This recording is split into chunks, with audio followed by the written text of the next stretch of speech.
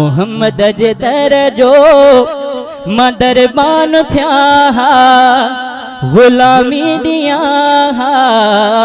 हबीबन जे दर जी।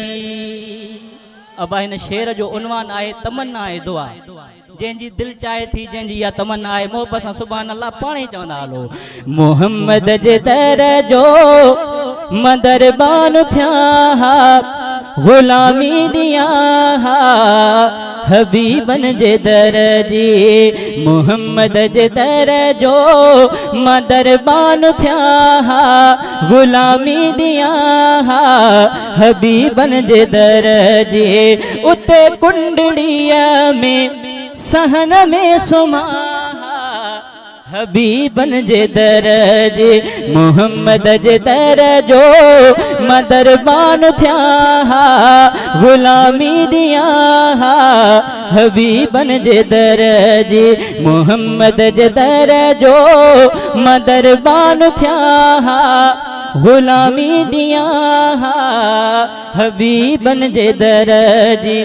उथा त रोज़ो अखिन सामो थे इहा मुखे ज़ियारत सहर शाम थे उथा त रोज़ो अखिन सामो थे इहा मुखे ज़ियारत सहर शाम थे दरे मुस्तफ़ा के पयो साफ़ क्या गुलामी दिया हबीबन जे दर जी।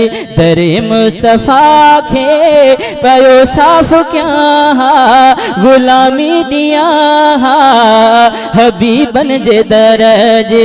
मोहम्मद जे दर जो मदरबान थिया गुलामी दिया हबीबन जे दर जी।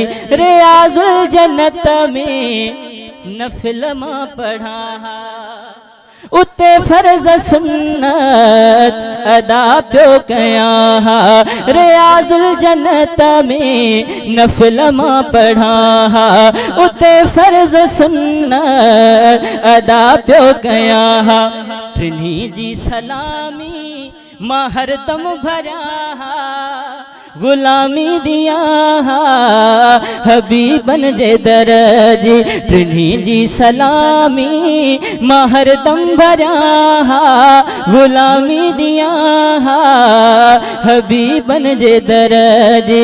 मोहम्मद जे दर जो मदरबान थिया गुलामी दिया हबीबन जे दर जी।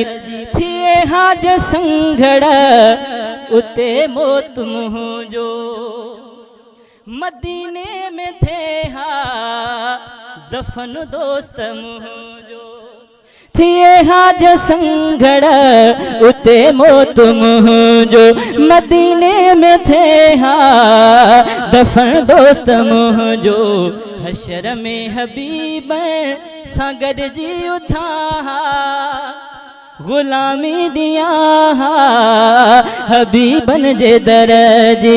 हशर में हबीब सां गॾु मां उथा गुलामी दिया हबीबन जे दर जी। उते कुंडड़ीअ में सहन में सुमा हबीबन जे दर जी। मोहम्मद जे दर जो मदरबान थिया गुलामी दिया हबीबन जे दर जी।